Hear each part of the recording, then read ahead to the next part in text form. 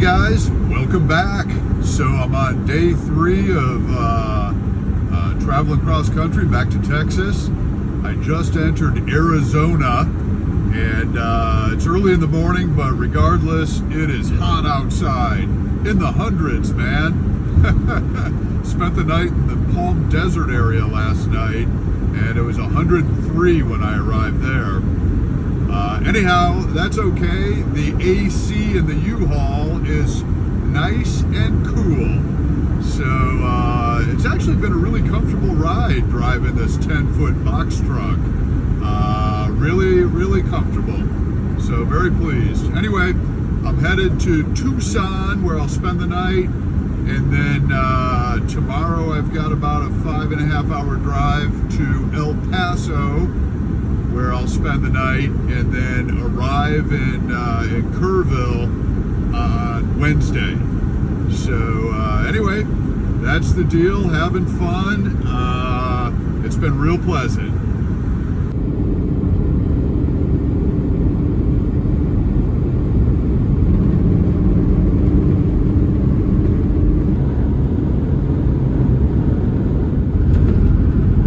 Hey guys, so day 4, this is my last night. I'm headed to El Paso. But anyway, it's early in the morning and I'm in southern Arizona, almost to the New Mexico border. And I gotta tell you, we're in the middle of August and I've made this drive countless times, and I've never seen the desert so green for the middle of summer. It's pretty wild. Right along the highway here, I mean, super green. Off in the distance, the mountains are green. It's strange. I don't know, they must have had a lot of big monsoons this year. But it's pretty cool to see.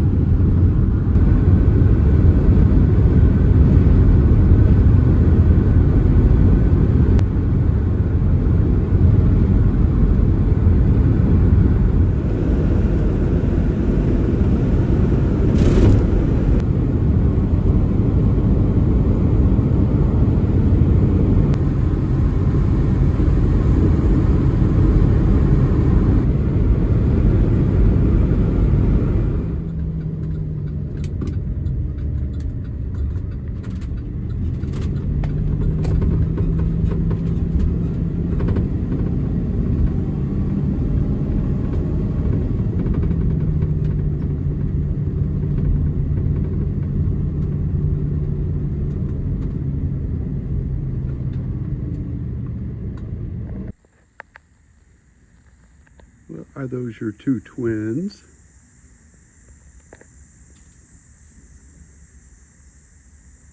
The welcoming committee.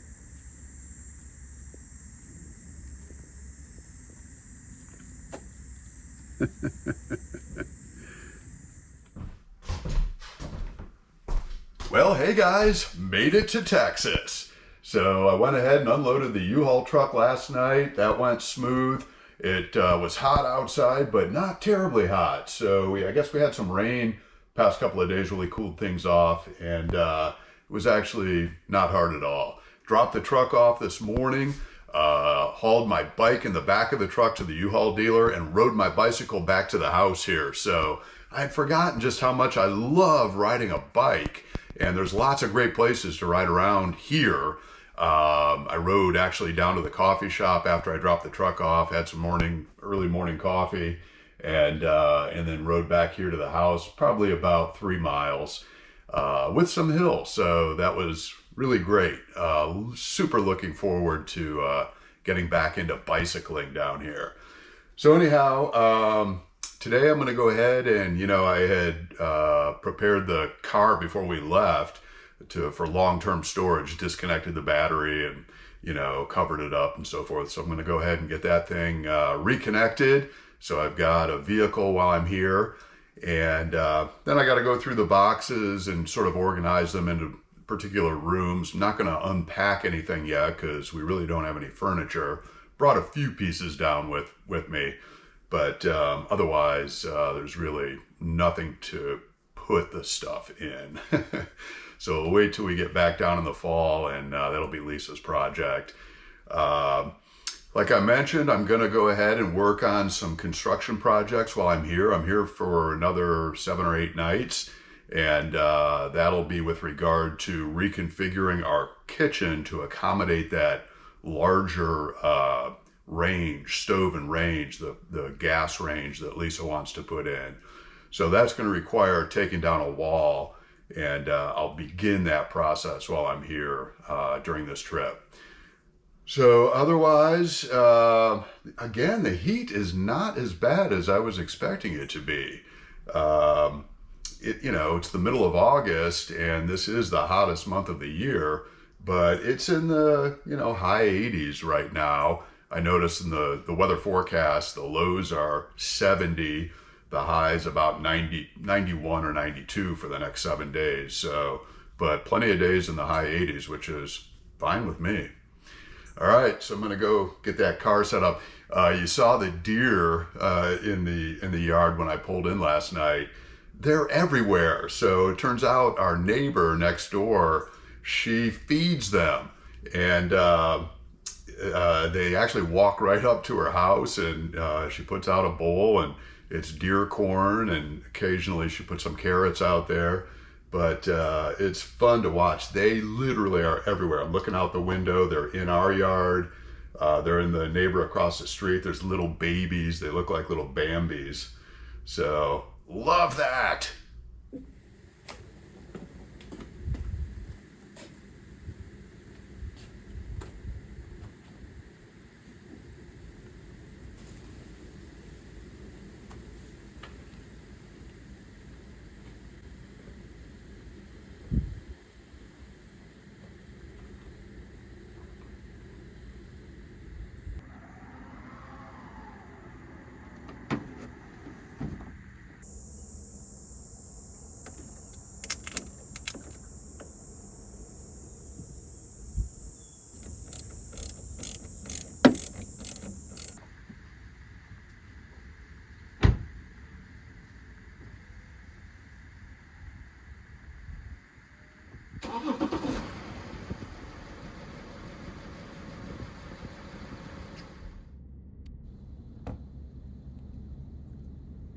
This afternoon, I decided to take a drive down to the river and survey the damage from that horrible flood that occurred over July 4th. Um, our city was kind of ground zero for much of the damage. Many towns in the hill country were damaged and impacted by this flood. The Guadalupe River rose something like 28 feet in 45 minutes, which is just crazy, and in the middle of the night as well. As you can see, the city continues to work on cleanup.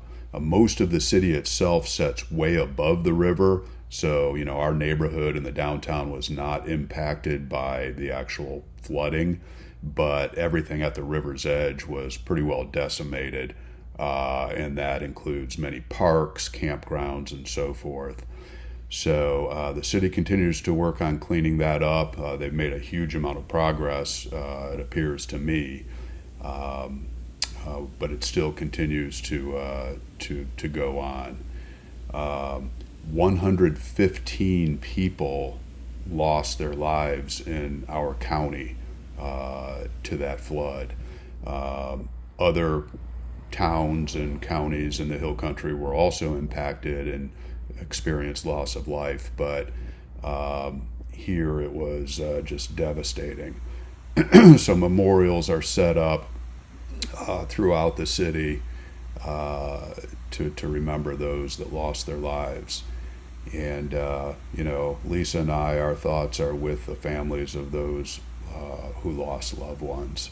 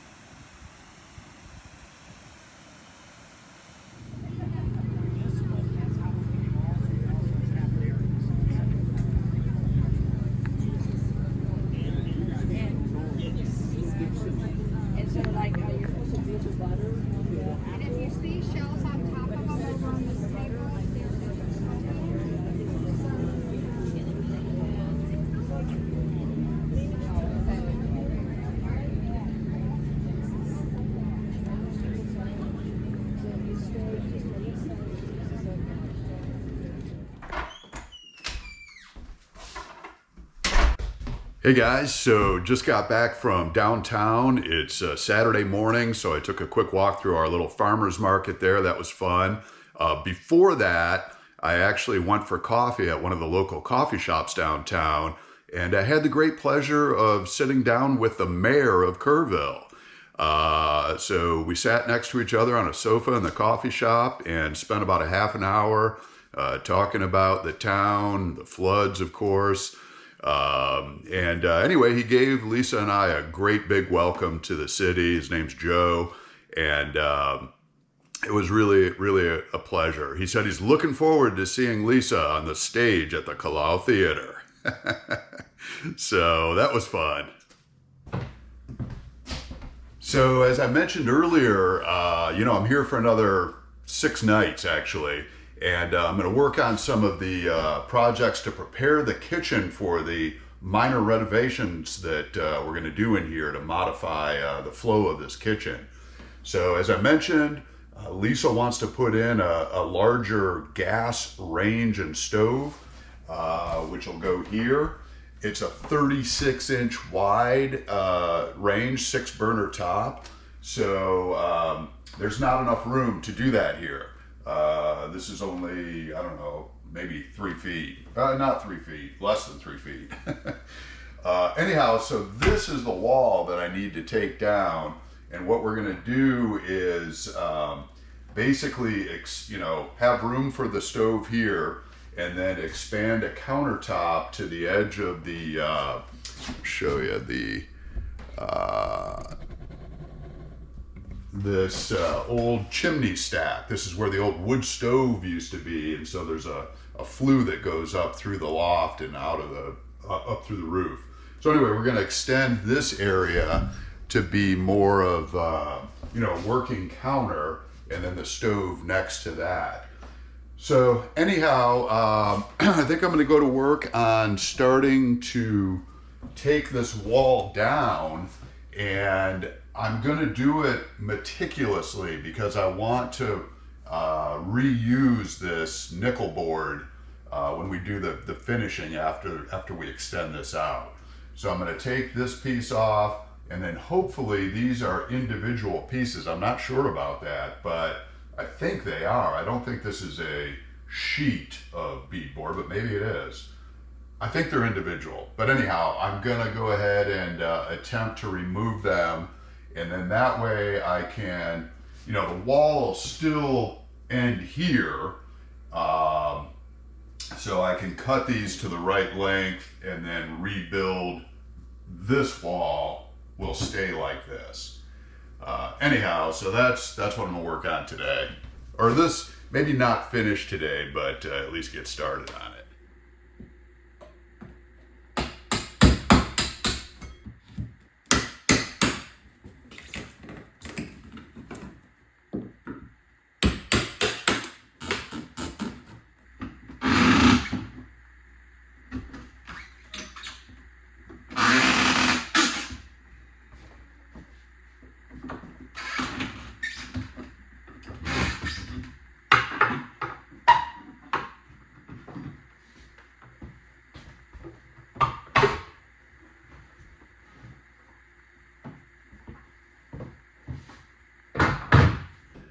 Yep, so you can see here they are individual pieces. So that's good. They'll come off one at a time. It's going to be tedious, but we'll get her done.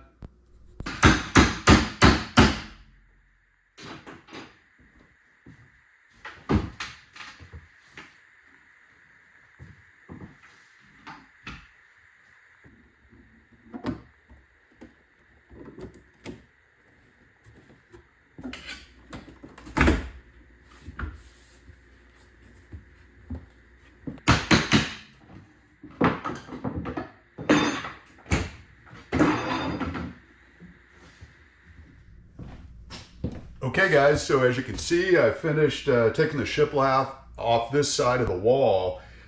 This column right here marks the back of where the existing wall is behind the stove. So that will remain the back under the new configuration. So what I'll end up doing is taking these two 2x4s out here, taking the shiplap down that's on the other side, and then I'll extend this wall out enough to be able to accommodate the new stove, and then rebuild the shiplap that I just took down on this portion of the wall that'll come to here. So this will come out, probably the new wall will come out about this far, maybe another 12 inches or so. And then that'll give us plenty of room to put the new 36-inch wide stove and hood as well above that. And then what we'll do is extend the countertop beyond that point, an open countertop, nothing above, to the brick column here. And then this will be, you know, you'll still be able to look out the windows there, but it'll be work surface and so forth. So anyway, that's the deal. I've got to take the stove and microwave down as well as the cabinet above that to take the rest of the shiplap down. So I'm going to wait until just a day or two before I head back to Oregon before I do that, because I'm using the stove. So other projects I'm working on, I'm going to be building a walk-in walk-in closet in the master bedroom for Lisa. So I also have to take some wall down there to begin that project. All of these projects are going to be finished when we come back during the fall. I'm only doing the demolition work right now. So anyhow, I think I'm going to leave it there for the day, guys. I appreciate you guys joining me this week. If you enjoyed the video, give it a thumbs up, smash that like button. If you haven't subscribed yet, please do. That really helps out the channel. I'll look forward to seeing you next time.